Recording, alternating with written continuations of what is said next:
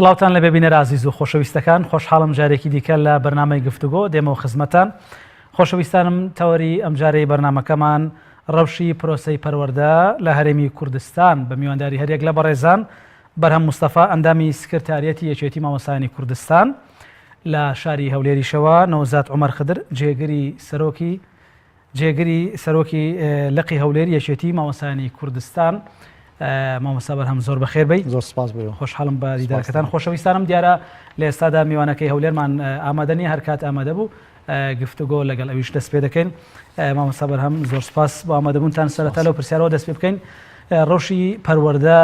لە هەرێمی کوردستان لە ئێستادا بە چ ئاستەنگێکدا دەڕوات یاخود گرفتەکانی بەردەمی چین؟ بەڵێ وڵا سەرەتا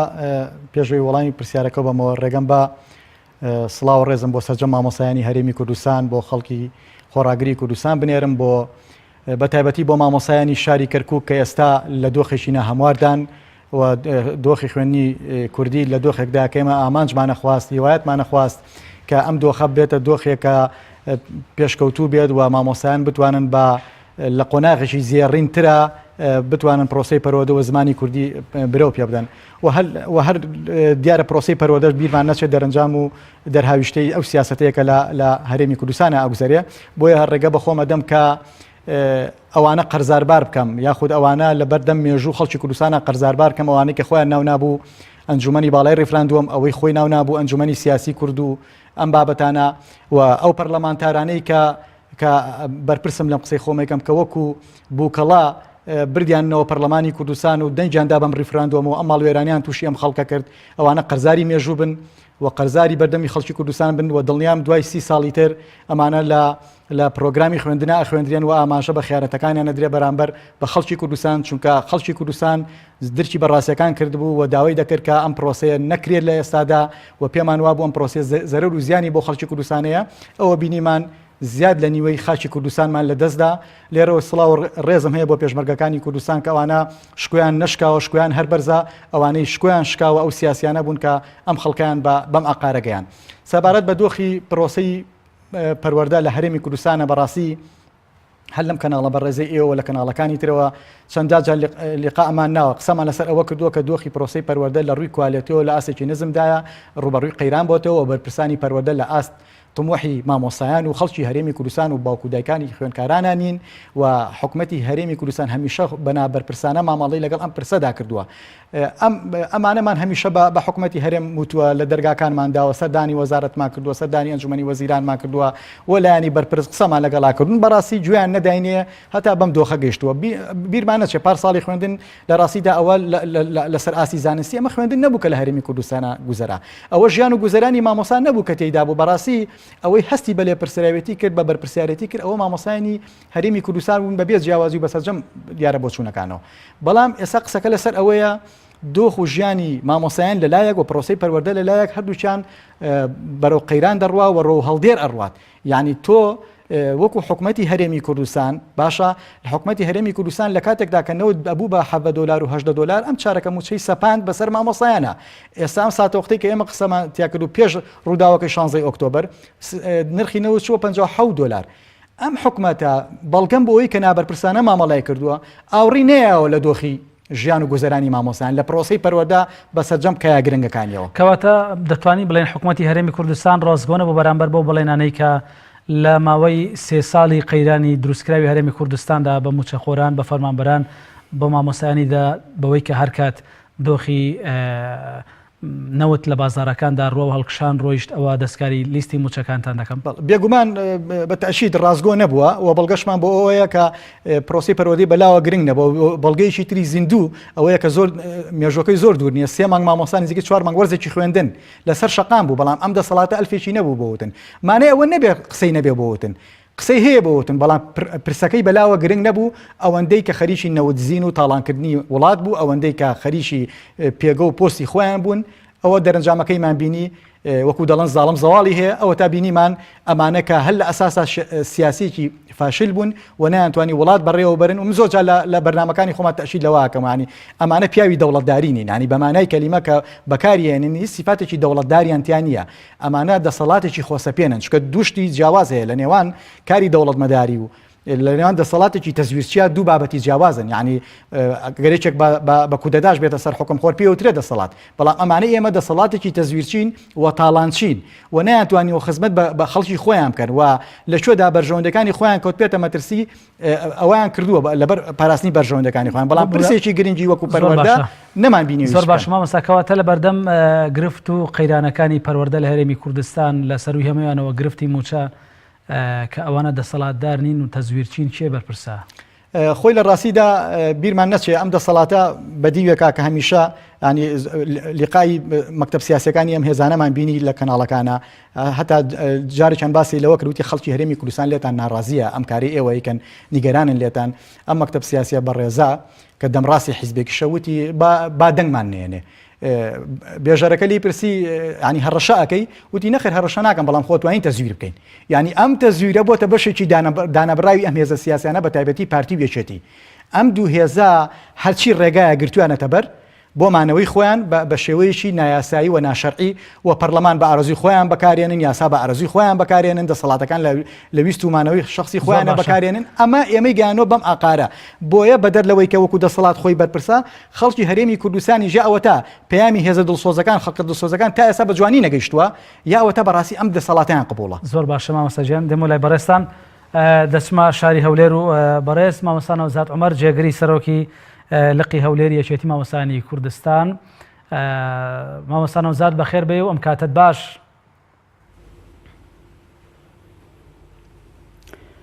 زۆر سپاس بۆ بەڕێزیشت. زۆر سپاس مامۆستای بەڕێز. گرفتی پەروەردە لە ئێستادا لە هەرێمی کوردستان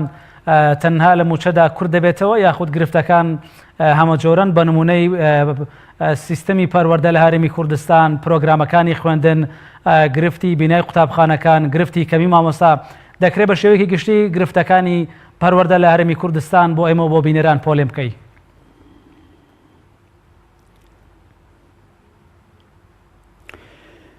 بەناوی خوای گەورە میهرەبان، زۆر سپاس بۆ ئەم دەرفەتەوە بۆ دەستخۆشین بۆ بەرنامەکەتان و بە خێراتنی برای بەڕێزم مامۆستا بەرهەم دەکەم. سەبارەت بە پرسیارەکەی بەڕێزت، دیارە گرفتی پەروەردە لە هەرێمی کوردستان هەمە چەشن و هەمە لایەنە، تەنها کۆنە بوویتەوە تەنها لە نەدانی موچە یان تەنها لە دواکەوتنی موچە لەم چەند ساڵی ڕابردوودا. خۆتان نەزانن کە موچە لەم چەند ساڵی ڕابردوو لە سەرەتای دەستپێکی قەیرانەکان، ئەو قەیرانانەی کە دەسەڵات دروستی کرد لە هەرێمی کوردستان، وای لێ هات کە مامۆستایان کۆمەڵی قەیرانی جۆرازۆر ڕوبەڕویان ببێتەوە. دواتر ئەم قەیرانانە گەشەی کرد، وای لێ هات کە مامۆستا تەواو نائومێد ببێتن، بە تایبەتی قەیران لە نەدانی موچە و دواکەوتنی موچە بە شێوەیەکی بەربڵاو لەم چەند ساڵی ڕابردوودا. و پاشانیش سیستەمی خوێندن لە هەرێمی کوردستاندا کەوتۆتە ژێر پرسیارەوە. ئەبینین کە ئەوەی برای بەڕێزم مامۆستا بەرهەم ئاماژەی پێکرد زۆر ڕۆشن و زۆر ئاشکرایە کە لە 2 ساڵی ڕابردوودا پرۆسەی پەروەردە فێرکردن لە هەرێمی کوردستاندا ئەگەر بەپێی پێوەری ستانداردی وڵاتان بێتن کە بۆ پرۆسەی پەروەردە فێرکردن و بۆ ناوەندەکانی خوێندن هەڵسەنگانی بۆ بکرێتن، من پێم وایە هەرێمی کوردستان ئەم پرۆسەیە بەڕێوە نەچوە بە شێوەیەکی ستاندارد کە جێگای قبولکردن بێ لەلایەن ئەم ڕێکخراوانەوە. بەڵامی تر دیارە بۆ پینەوپەڕۆ وەکو دەسەڵاتدارانی هەرێم هەموو ساڵی هەروایان کردووە، هەموو جارێک بۆ هەموو شتێک وایان کردووە، پینەوپەڕۆیان بەکارهێناوە بۆ ئەوەی پرۆسەکە دەڵێ بەس نەوەستێتن، ئیتر کەم و کوڕی تێدا دەبێ، دەوامی ناوەندەکانی خوێندن دوا دەکەوێتن، مامۆستا ناچێت بۆ ناوەندەکانی خوێندن ئەڕژێتە سەر شەقامەکان، چەند مانگ دەمێنێتەوە. ئەمانە ئەم بەرپرسانی ئێمە زۆر بێباکن لە کۆی پێکاتەکانی کۆمەڵگا، لە نێویشیاندا لە بێباکن لە خودی مامۆستا کە مامۆستا لە ئەسڵدا پەیامێکی گەورەی هەڵگرتووە، پرۆسەیەکی گەورە لەسەر شاری مامۆستایە. من پێم وایە پرۆسەی پەروەردە فێرکردن لە ناوەندەکانی خوێندن وای لێ هاتووە لە 2 ساڵی ڕابردووماندا مامۆستانی تەواو نائومێد کردووە. بەتایبەت ئێستاش کە ئەبینین ئەوەی کە قەیرانەکانی دوای 16 مانگ ئەبینین بەداخەوە زیاتر بێتاقەتی بێزاری لە نێوچینەکانی کۆمەلگای کوردستاندا سەری هەڵدا. زۆر باشە مامۆستا نەوزادکەواتە دەتوانی بڵین پرۆسەی پەروەردە و فێرکردن لە هەرێمی کوردستان لەکوێی ڕیزبەندی پرۆسەیەکی تەندروستی جیهانیدایە. ئێمە لە شوێی پرۆسەی پەروەردە و فێرکردنێکی تەندروستین.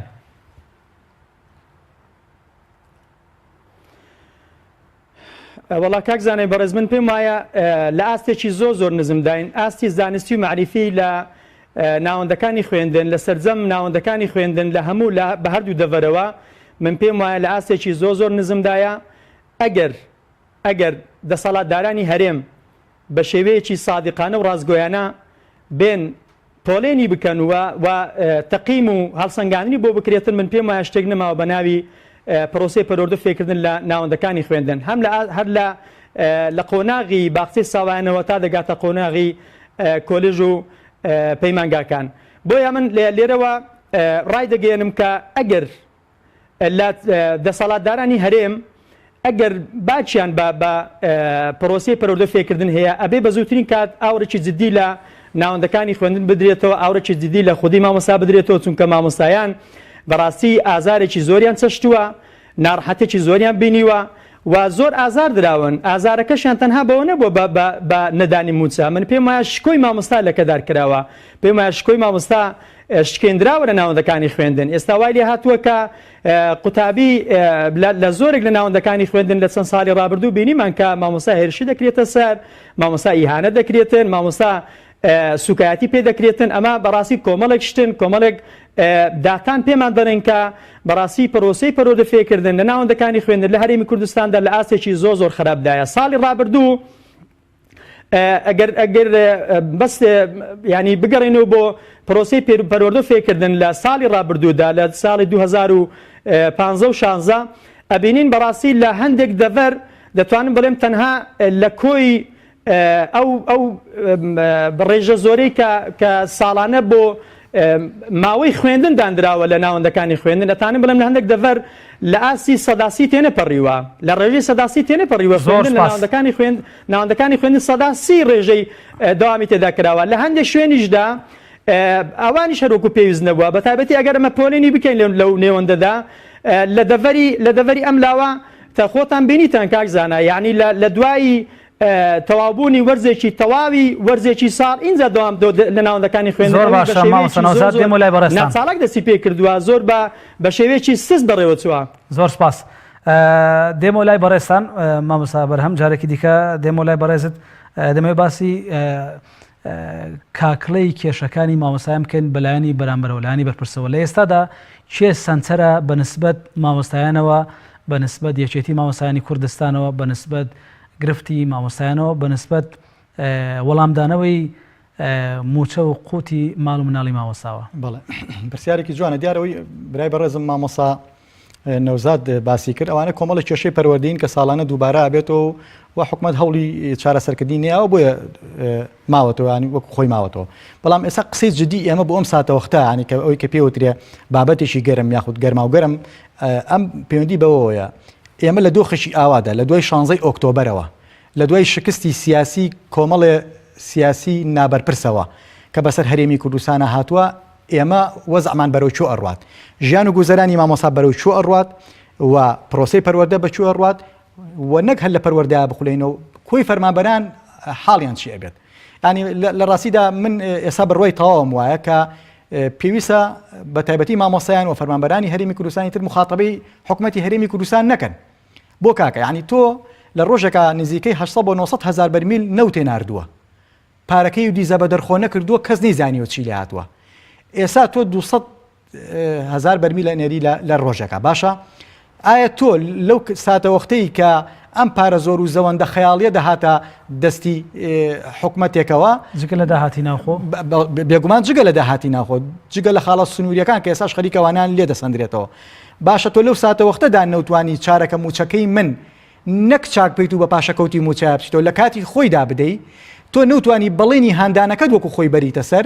ئێستا بە 200 هزار بەرمیل لە ڕۆژەکە ژیانی منت چۆن پێدابی نەکرێت. بۆیە من لێرەوە لە ڕێم شاشەی بەڕستانەوە کەناڵی پەیامەوە داوا لە سەرجەم خەڵکی هەرێمی کوردستانەکەم بەگشتی و لە فەرمانبەران و مامۆستایان بە تایبەتی چیدی مخاطبەی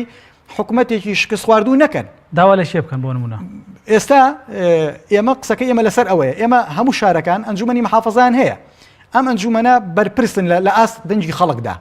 و نابێت چی دیبمان خەڵەتێنن بە چاوەڕی وەڵامی حکوومەتی هەرێمی کوردستان دەبێت ڕاستەخۆ مخاتەبەی عێراق بکەن مادام ئەمان پێیان عیب نەبوو لە یەکی شەوە یەن سوکایەتی بە دەنجی خەڵکەکەن ئەڵێن ڕیفراندۆمان سەر کرد هەر لەم کەناڵەوە ئەمە وەکو ئەرشیفێکی ژەڵەگیرێت لەم چەند ڕۆژەشە ئەیبینین زۆر بێ شەرمانە یەن ئەڵێن ڕیفراندۆمان هەڵوەشانەوە ئەو کاتەوانەی دەنجیان ناوە بە بڵێ کە هەندێکە من پێم وابە لە هەستی نیشتیمانیەوە بووە و هەندێکشان ڕەنگە بە جۆرە لە جۆرەکان خەڵەتێنرابن حەق ئەمانە خۆش نەمن لە دەنگەکانیان تۆ منی هێنایە سەر سندوقی دەنگان ئێساش پێمەڵی ڕیفراندۆم هەڵوەشایەوە هەرچەند من لە ڕابردوودا ئەم بابەتەم باس کرد وتم ڕێزیان لە دەنجی خەڵک نەگرت پەرلەمانیان پەکخست خەڵکی نەو هۆشیار بن سەودا بەم دەنگانشتانەوە کرێ ئەوە وەکو لایەکی بابەتەکە ئێستا ببوورە لە ڕووی دەستوریەوە هەر محافەزەیەک واتە هەر پارێزگا و ئەنجومەنێکی پارێزگا دەتوانێت لا مرکزیان پەیوەندی بە بەغدا ئەوە هەمویان پشڕاستی و بابەتەکەن و خەڵکی یاسایی دایان جار تەشیدا لەم بابەتە کردووە بۆیە یعنی خۆ خەڵەتانە یعنی بۆ نمونە ئێستا من وەکو ئەندامێکی سکرتارێتی یەکێتی مامۆسایان لێرە پەیامێک ئاراسی حکوومەتکەم بڵێم مامۆسایانم وەزعی وایە ئۆگەنوانەکەی بایکۆ دەکەم وەرە ژیانم چاکە ئەو لەو کاتێکە وەزعی زۆر باش بوو لە کاتی شاردنەوەی پارە و دیزە بە دەرخۆنی و سەرۆت و سامانی ئەم میلەتەیە بوو نەیتوانی ژیانی من چاکە بۆیە پێویست ناکە کات بکوژین پێویست ناکە خۆمان هەڵبخەڵەتێنین و پێویستیش ناکە هیچ کەس و شخصێک مزادی سیاسی بەسەر مامۆسایانە بکە بەنای مناڵی پێشمەرگەوە بەنای مناڵی فەقیرەوە ئێمە ئەگەر ڕازگۆ بین ئێمەش مناڵمان هەیە ئێمە ژیانمانەوێ ئێمەش ئەمانەوە بژین کەواتە ئەمەی کە ئەوترێ لەسەر شاشەکانەوە بێژگە لە مزایدەیەک بۆ لێدان لەم توێژە کاریگەری کۆمەڵگا هیچی تر نییە بۆیە ئەرچی ئەنجومەنی پارێزگای سلێمانی و هەموو ئەنجومەنی پارێزگاکانی تر لەسەر ئاسی هەرێم مخاتەبەی حکوومەتی عێراق بکەن بۆی بۆمان دەرکەوێت ئایا حکوومەتی عراقی ڕازگوۆیە لەگەڵەوەی کە عبادی ئەوید لە تێنان لەگەڵ خەڵکێری ئەەکەم بەدوولەتەوە خۆ من شاگەشکە نەبووم با بەڵێنەکانی عبادی بەڵام بەبێ ئەمەش تاقی بکەینەوە تازە بێت دەست لە حکوومەتی هەرێم بشوێن چونکە ئەمانە بێزگە لە دوو کۆمپانیای محتەرەمی یەکێتی و پارتی هیچی تر نین ئەمە بڕاوەتوانێت ئەبێ ئەم مخاتەبەیە ڕووکەینە عبادی ببوورە بزانین ئەم تا چەند ڕاستەکە ئەگەر بەڵێنەکانی نەبەردەسەر ئەو کاتە قسەیشی ترمان زۆر باشە مامەسا لە ڕووی یاسایەوە پێشتر ئەندامێکی ئەنجومەنی نوێنەرانی عێراق ئاماژەی بۆدا کە بابەتی ناردنی موچەی فەرمانبەرانی هەرێمی کوردستان لە بەغداوە بابەتێکی هونەری ئالۆزە لەبەرەوە لە بودجەی ڕەشنووسی پرۆژە یاسای بودجەی 2017 عێراقدا بەشی هەرێمی کوردستانی تێدا نیە لە ڕووی ئەخلاقیەوە ئەکا لە ڕووی یاساییشەوە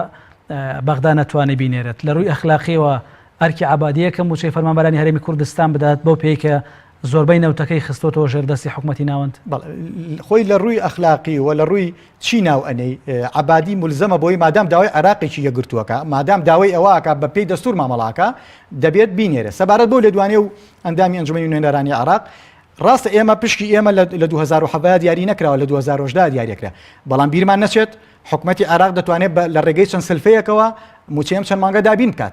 بۆیە من ئەڵم پێویستە مخاتەبەی حکوومەتی عێراقی بکرێت و جارێکی تر بە گفتە درۆینەکانی حکوومەتی هەرێمی کوردستان و بەرپرسانی هەرێم هەڵ نەخەڵەتێنەوە یعنی من قسەیەک ئەمێ زۆر ڕازگۆ بم لەگەڵ تا کاکزانە من نەهاتوم لێرەوە بڵێم بایکۆت ڕاگەنم ئێمە سەر شەقام ئەزانی هاتنە سەر شەقام بۆ ناڕەزایەتەکان بۆ گۆڕینی ئەم دەموچەوانە بەڕاستی ئیشی تۆژێکی و گەوری مامۆسا نییە ئەوە پێویستە هێزە سیاسەکان ئەم بابەتە بکەن مەسەلەکە بایکۆت نییە من بایکۆت دەکەم یان ناسمەوە بۆ قوتابخانە کاکە من بەپێی یاسا 30 ڕۆژدارێکە بێ موچە وەرگرم 10 ڕۆژیش خاتری خەڵکی کوردستان بێ هەر 40 ڕۆژ ئیداراکەم کە گیرفانم پارەیتیانە بوو ئەگەر بایکۆت نەکەم ئەگەر نێمە سەرجادە دەرگای قوتابخانە داخەم و ناڕۆمەوە بۆ قوتابخانە چونکە منی ژیانم ئەوێ ینی من تێناگەم ینی ئەم بەرپرسانە ئەمانەی ئەم شکستیان بەسەر ئەم میلەتە هێنا کە ئەتوانی زۆر جوان گەلەکەی خۆیان بژێن و ئەتوانی وا لە منی مامۆسا بکەن کە کاتێ ئەم دەسەڵاتە سیاسیە تنگانی هەبوو من چەکی بۆ هەڵگرم بەڵام ێستا نەک چەکی بۆ هەڵناگرم دژایەتی یەکەم چونکەمانە خەڵکێکی دۆڕاون دوای ئەو هەموو شکستە بەسەرم خەڵکایانێنا دوای هەموو ئەنجومەنە کارتۆنی و ریفراندۆمە کارتۆنیەی کە دروستیان کرد باشە ئێستا من ئەمە بەلاوە سەیرانی پرسیارێکیان لێ یەکەم پێیان شەرم نییە دەرەکەون هەرم دەموچاوانە دەرەکەون هەرم دەموچاوانە ئەڵە چاوەڕێ بەڵێنی تازەتر بەڵێ هاتێریکە ئەڵێ ئێمە چاوەڕێواکەین بچین بۆ گفتوگۆ یعنی بەناو هێنان ینی سعدی ئەحمەد پیرەکە وتەبێژی یەکێتی نیشتیمانی کوردستانە یعنی تۆ لە ڕیفراندۆمێکا و لە ئەنجومەنی سەرکرداتێکە ماڵوێرانی و بەسەر خەڵکی کوردستانە هێنا ئێستا بەسەر ئەوەشەوە تۆ ییت مەرز بۆ بەغادایانی ئێمە لە دنیای دەوڵەتداریان نەبینیوە خەڵکێک لەو پەڕی شکستا بێت بێ مەرز بۆ براوە دابنێت دائما گفتوگۆکردن لە نقطەی قووەتە ئەکرێت تۆ چی بەدەستەوەێت تۆ مەرز بۆ بەغادایانی بۆیە خەڵکی کوردستان ماڵوێران نەبن دەبێ ئاگاداری ئەوە بن ئەگەر ئەمە حەزەکەم وەکو لە بین دوو قۆساڵێ وەرگن ئەگەر موچەی مامۆسایان ئەوەی کە من لێی بەرپرسم وەکو توێژی مامۆسایان قسەی لەسەرەکەم هیوادارم ئەو شەرەفەم پێ ببڕێ دابین نەکرێت هۆڵەکانی خوێندن جێڵین و ئامادەنین خۆمان بکەینە قوربانی دەسەڵاتێک کە خەڵکی کوردستانی لامە بەزنیە. زۆر باشە مامۆستا دێمە وڵات مامۆستا نەوزاد دێمە لای بەڕێستان لە چەند ڕۆژی ڕابردوودا بەڕێز مامۆستا ئەحمەد کەرکووکی ئەندامی سکرتارێتی یەکێتی مامۆستانی کوردستان ئاماژەی بەوە کردبوو کە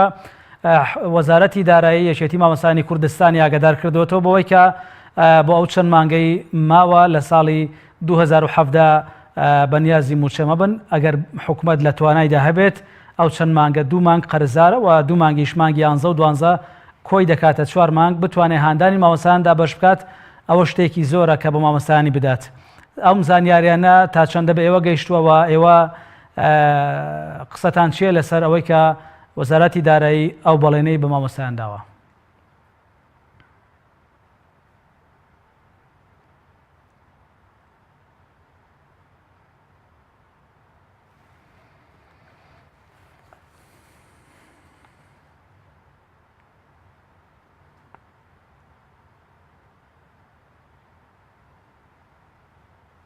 بەران کردووە هەستاوە ڕوبعموچێک بە مامۆستایان دەدا ئەویش لە 2 مانگدا یان لە چەند ڕۆژدا موچە ڕوبعموچێک بە مامۆستا دەداتن ڕوبعموچێک بە ڕەواژ نامری بە مامۆستای بدا ئێستا بە ناوی هەندانەوە 100,000 دابش دەکاتن ینی ئێستا لە کاتی پێدانی ڕوبعموچێ ئەو 100,000 هیچ یەشی بۆ مامۆستا نەگرتووە هیچ کلێنێکی بۆ مامۆستا پڕ نەکردوەوە دەتوانم بڵێم تەنها بۆ پینەکردن و بۆ پەردەپۆشکردنی ینی نیەتە گڵاوەکانی خۆیانە ئەگەرنا من پێم وایە بەڕاستی ئەو هەندانە هیچ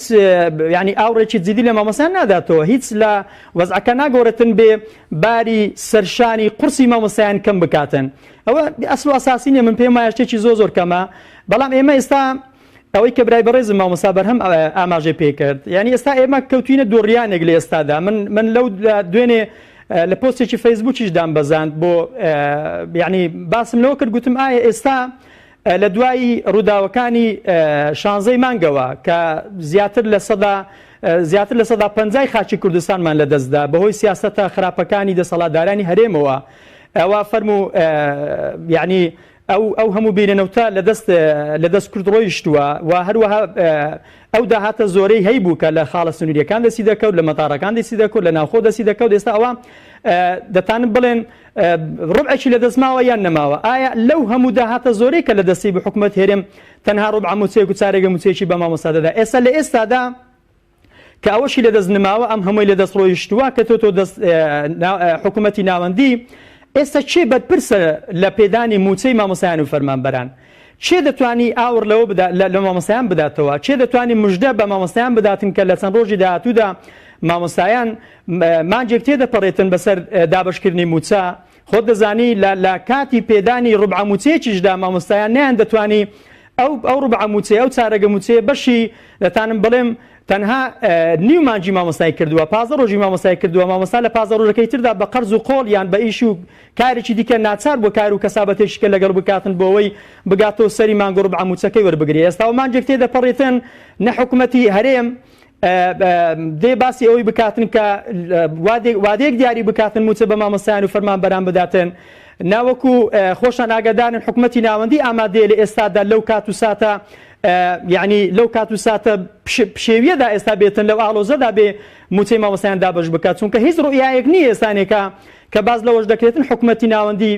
موچەی فەرمانبەران دابش بکات لە مەودووە ئێستا لە ئێستادا من پێم وایە ئەوەی کە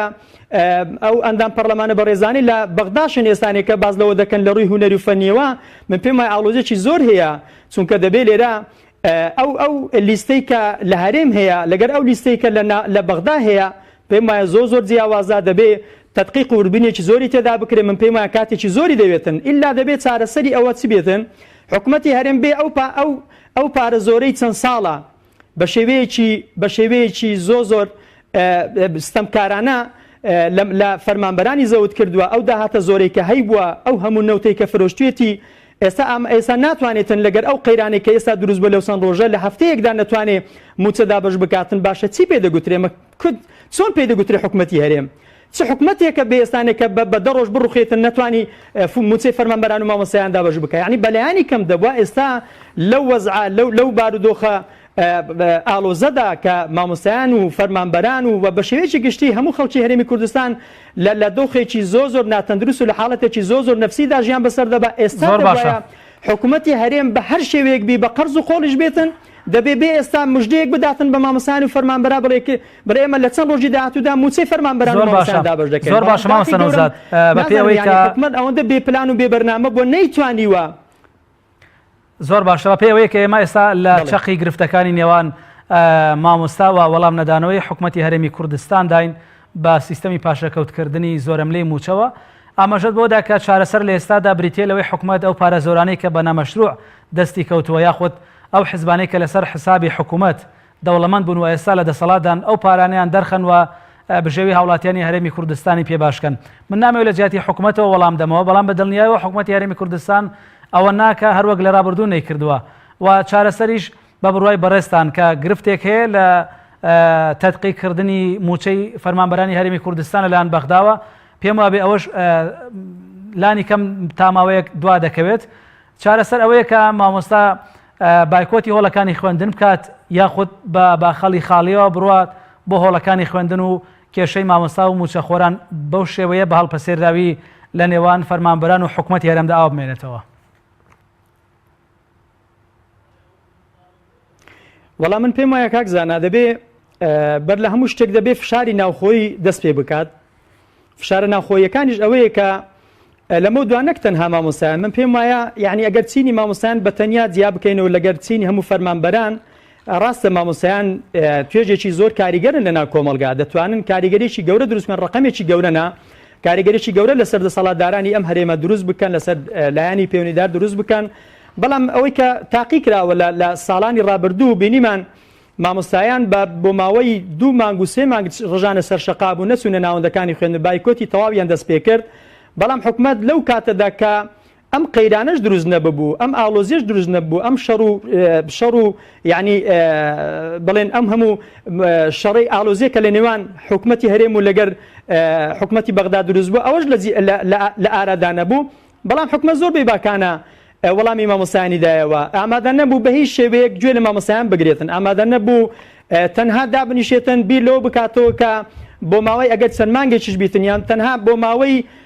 کاتی پرۆسی پەروەردەفێکردن و کاتی دەوامی مامۆستایان و قوتابیان لە ناوەندەکانی خوێندن بێ دەستکاری موچە بکاتن ئێستا من پێم وایە لە ئێستادا ئەگەر مامۆستایان بڕژێنە سەر شەقامەکان من پێم وایە حکومەت ئێستاش وەکو جاران ئاور لە مامۆستایان ناداتەوە بەڵام ئەوەی کە کاریگەر و ئەوەی کە تەسیر و کاریگەری خۆی دەبێتن وەکو برای بەڕێزم مامۆستا بەرهەم ئاماژەی پێکرد نابێت تەنها لەسەر مامۆستایان بوەستێ ئەمە ئەبێ مامۆستایان بە تێکڕا لە سەرجەم شارەکاندا فەرمانبەران بە هەمان شێوە و دەبێت لایەنە سیاسەکان بەڕاستی بێنە سەرخەر لەسەرەوە لایەنە سیاسی خۆتان دەزانن یعنی لە چەند ڕۆژی ڕابردوودا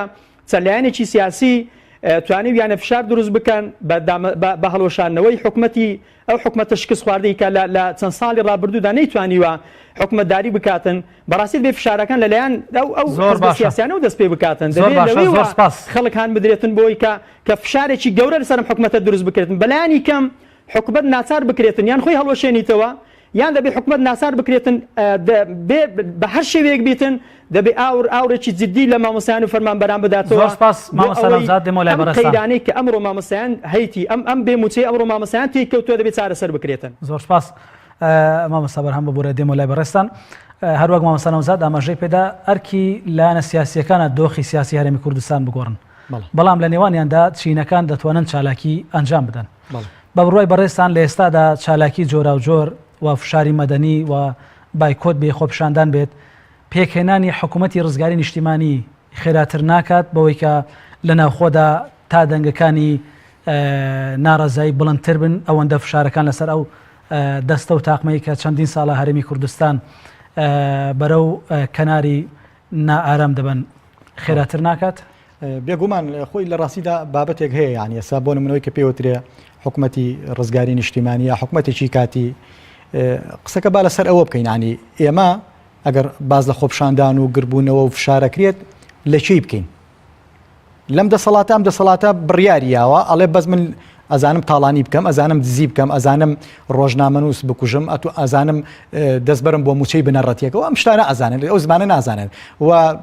ئەوانی کە ئیپارێزن موچەی ئەوانەی زیاد کردووە ئێستا ئەرکی ئەم هێزە سیاسیانەیە کە ئومێدی خەڵکن بەڕاستیدا لاین لە ڕاستیە ئەم چەند هێزێکی سیاسی هەیە لە گۆڕەپانەکەیە کە لەکەدار نین بە فرۆشتنی نیشتیمان بە کاری نادەستوری بە کاری نائەخلاقی بەرامبەر میلەتەکان ئەم هێزانە دەبێ قسەی جدیان هەبێت لە ڕاستیدا قسە جدیەکە لە چیا خۆی ببینێت ئێمە نامانەوێت ڕاپەڕین و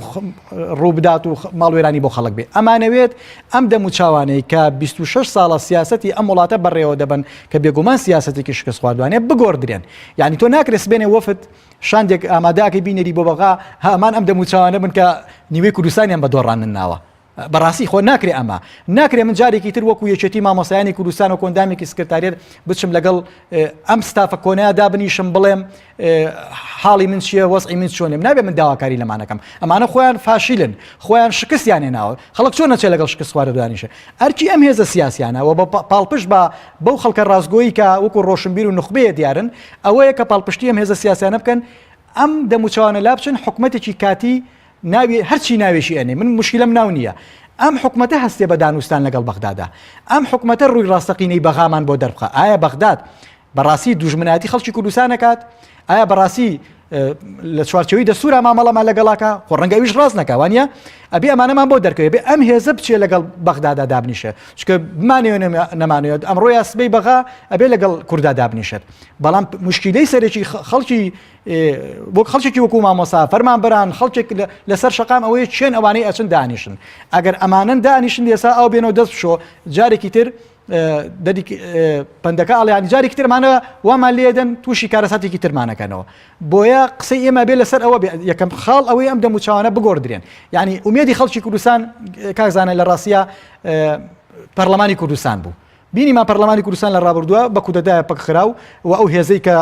ڕێ لە سەرۆشی پەرلەمان و ئەو فراکسیۆنانەگرت نەیتوانی ڕێ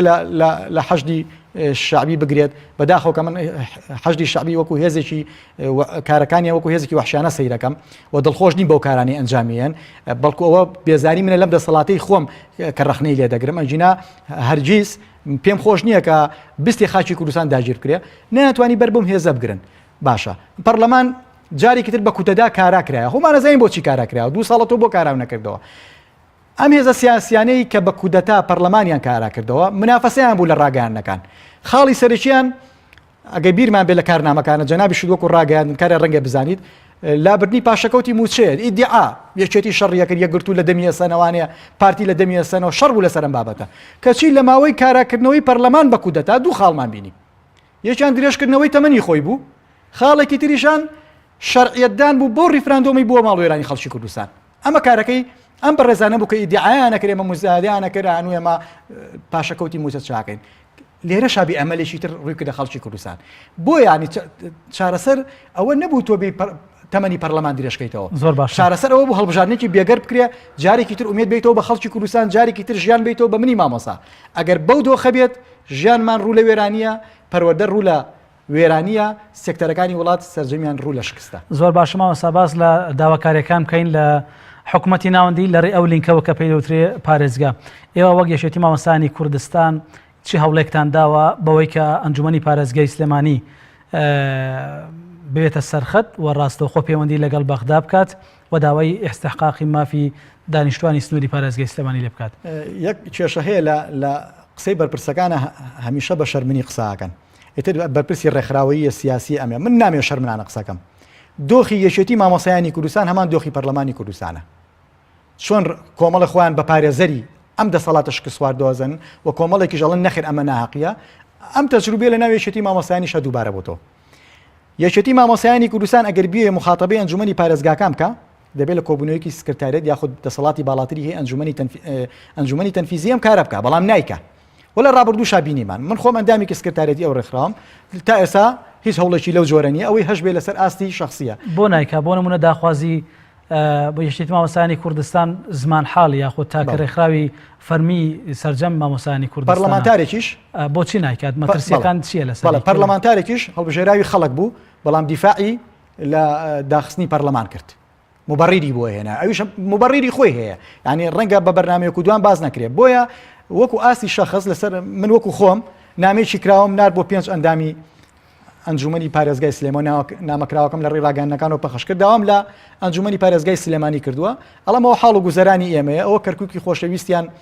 لە دەستدایان کە من شەوانە دڵمە گوشرێ بۆ کەرکووک باوەڕ هەبێ ئەمڕۆ لە یەکێ لەوانەکانە ڕستەیەک ناوی کەرکووکی تیا بوو دڵم پڕ بوو بۆ شاری کەرکووک ینی ئەمانە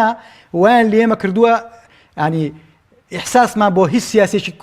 کورد نەماوە ئێستا خەم و ژیان و دڵمان لای خەڵکی کەرکووک و لای ناوچانەیەکە ئەبێت لە چ حاڵەکە بن مادام ئەمانە ئەم دۆخەیان دروست کردووە داوام لە ئەنجومەنی پارێزگای سلێمانی کرد ئێوە بڕۆن مخاتەبەی حکوومەتی عراقی بکەن چونکە پرۆسەی پەروەردە لە خەتەرایە سبەینێ نەڵێن مامۆسا پەکی پرۆسەی پەروەردەکە و خەتای مامۆسایان بوو ئەوە من وەکو نوێنەری مامۆساگەر ئەو شەرەفەم پێ ببڕێ هیوادارم لەو ئاستەیە بم ئەم ئاگاداریە مایەوە بە ئێوە مانە ئەوە نییە ینی ئەمە ئیهانەی حکوومەتەکەی خۆم بکەم کاکە بڕوان بەم حکوومەتی هەرێمی کوردستان نیە بۆتە سەرچاوی مێنەتی بۆ خەڵکەکەی یعنی دوای 26 ساڵ من داوا لە ئەنجومەنی پارێزگای سلێمانی کەم زانە حکوومەت دەڵێت چی ئەسڵەن ئەو 15 ڕۆژەی بۆ حکوومەتی هەرێمیان داناوە جۆرێکە لەگەڵ تەجاری یعنی تۆ 26 ساڵ ئێمە تەجروبەمان هەیە 4 مانگ مامۆسا لەسەر جادە بوو ئەنجومەنی محافظەی سلێمانی مخاتەبی بۆ حکوومەتی هەرێم دڵنیای حکوومەتی هەرێم وەڵامی نادەتەوە حکوومەتی هەرێم ئەگەر وەڵامی باتەوە لە چوارچەوەی چاواشەکاریەکە بێ یاریکردن بەکاتە بێت و ئەگەڕێن بۆ کارتێکی نێودەوڵەتی تا جارێک پێگە و کورسیەکەی خۆی قایم کات ئەو کاتە بە چەکشەکەی دەستی لەسەری من و توی فەرمانبەرایەتەوە بۆیە ئەم دەسەڵاتە دەبێت بگۆڕدرێت دەبێت جارێکی تر نوێنەرایەتی خەڵکی کوردستان نەکەن دەبێت ئەوانەی کە خۆیان بەدەم ڕاستە زانی بە ناوی ئەنجومەنی سەرکردایەتی و نازام داش عێراق و ڕیفراندۆم و ئەم مەهزەلەی دروستیان کردبوو ئەبێ شەوانە هەزار جار تەریق بنەوە ینی بەڕاستی من خۆم شەرمەکەم لە کەوان دەرەکەون باوەڕ هەبێت دانیشتم بە دیار کەناڵەکانەوە کە ئەو دەموچاوانە ئێمان بەم دۆخاگەیانەوە باوەڕکە من خۆم تەریق بمەوە کەچی ئەو تەریق نابێتەوانێ و لە ڕۆژنامەنووسیش تۆ ڕابێ کە پرسیارێکی لەکە هەنی تۆ وەرە ئەمنا ئانی شەرم نەکەیت نیوەی کوردستانی لە دەست زابێت شکستی سیاسی و ئابووری و دەوڵەتداری لەسەر دەستی تۆ ڕوویابێ هێشتا خۆ بە دەمڕاست بزانیت ئەمە مشکلەی ئێمەیە ئەبێم هێزە سیاسیانە قسەی جدیانە بێ یعنی بەیاننامە ڕاستە ڕووی ناوەڕۆکی ناوەخریم هێزە سیاسیانەمان بۆ دەرەخە بەڵام بەیاننامەش ئەبێ کۆتایی پێ بێ من داوای ڕاپەڕینم نەکردووە من نامێ گەلەکەم زیاتر لەوە ماڵوێرانتر بێ بەڵام خۆ ئەمانە خاوەن بڕیارن خاوەن کورسین و دەبێ هەوڵ بدەن ئەو هێزانە ئەو خەڵکانی کە لە ناو پارتی وێچێتی و یەکگرتووشە تا ئێستا بڕوایان بۆ مەزەلە نییە ئەبێ ئەوانەش بێنە ناو خۆیانەوە و خەڵکی کوردستان و چین و توێژەکانیش ئێمە پشتگیریانەکەین لە ڕاستیە زۆر باشە مامۆستا ناوزاد دێمە لای بەڕێستان ئەوەی کە لە دوای سیستەمی پاشەکەوتی موچە تاڕادەیەک مامۆسایانی ڕاگررت بوو لە بایکۆتکردنی هۆڵەکانی خوێندن ئەوە بوو کە پێشتر حکوومەتی هەرێمی کوردستان لە ڕێگەی کۆکردنەوەی خێر و سەدەقەیە نازانم زۆرێک لە مامۆسایان ببوورەکە و قسەی دەکەم بە سوال وەریان دەگردووە لی تێگەشتن لەو بابەتە و ڕێکخراوێکیش بە ناوی ڕێکخراوی جیز کە ڕێکخراوێکی ئەڵمانی بوو پارەی 3 مانگ هاندانی مامۆسایانی سەرف کرد بەڵام بڕیار بوو تەواوی مانگەکان کە پار لە مانگی 1ەوە تا مانگی 6 دەوام کرا هەر 6 مانگەکە ڕێکخراوەکە و پارەی سەرف کات نەهاندانەکە وەکو خۆی سەرف کرا و ئەوەی ڕێکخراوە ئەڵمانێکەش 3 مانگ زیاتر دابەش نەکرا ئەوەی کە ئێوە زانیاریتان لەسەری هەبێت کە ئەو ڕێکخراوێکی ئەڵمانیە و پەیوەندی بە حکوومەتی هەرێمی کوردستانەوە نیە گرفت چی بوو لەوەی کە نەتوانێت ئەو 3 مانگەی تری کە ماوە دابەشی بکات یاخود گرفتەکە لە سەرفکردنی هاندانی مامۆستایان بە ڕێکوپێکی تەواوی مانگەکان چییە؟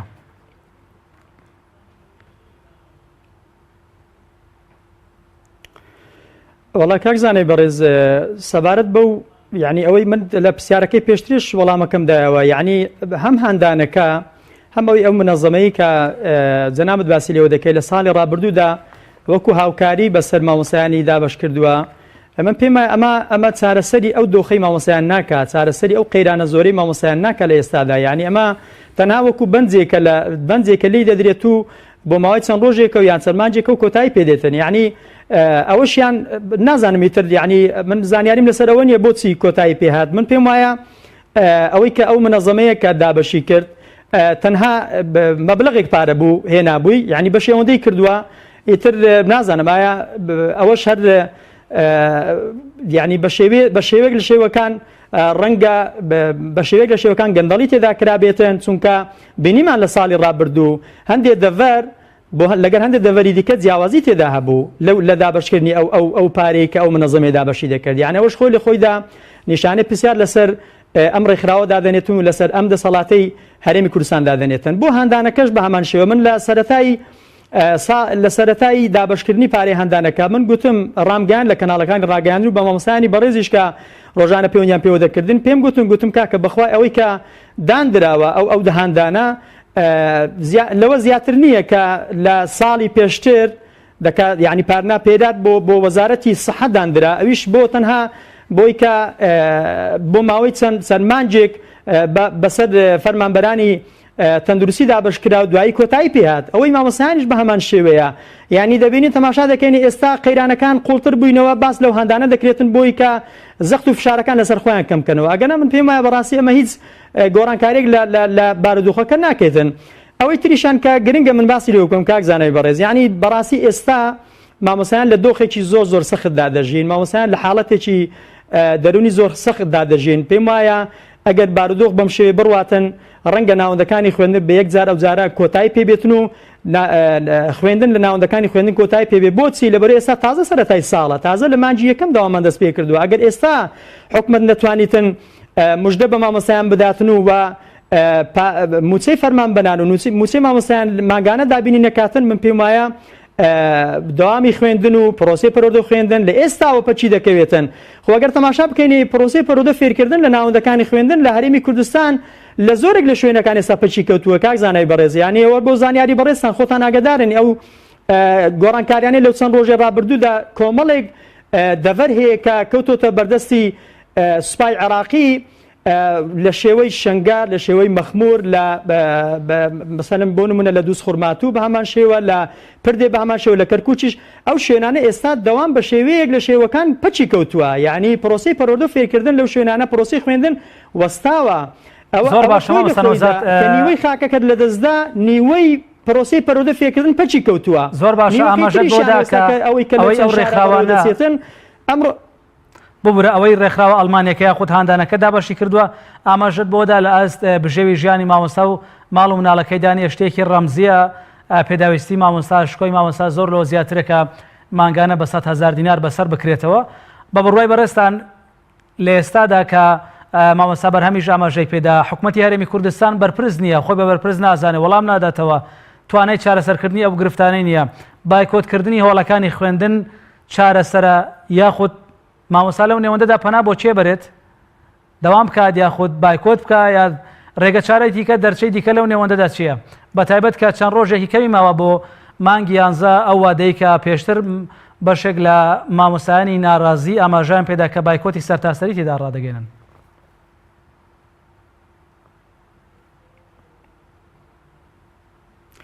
بەڵێ وەڵام من پێم وایە بەر لەوەی کە پرۆسەی بڵێن بایکۆتکردن دەست پێ بکە یعنی فرسەتێکیت بدرێتەوە ئەم حکومەتە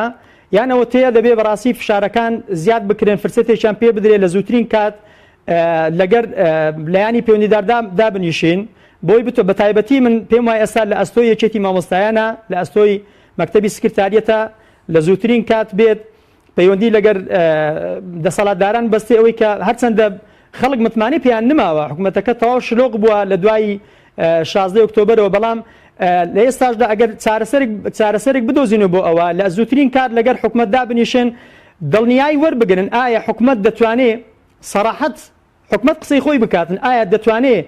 لە دوای ڕووداوەکانی 16 مانگەوە دەتوانێت موچەی فەرمانبەران و مامۆستایان دابین بکاتن خۆتان دەزانن کە ڕاستە داهاتەکە کەم بووە زۆربەی بیرێنەوتەکان کەوتۆ دەستی حکومەتی عێراقی بەڵام بەشێکی ماوە یعنی من پێم وایە ئەو بەشەی ئێستا کە ئەو بەڕەنەوتەی ئێستا ڕۆژانە هەرێم ڕەوانەی دەکاتن لەگەر داهاتی ناوخۆ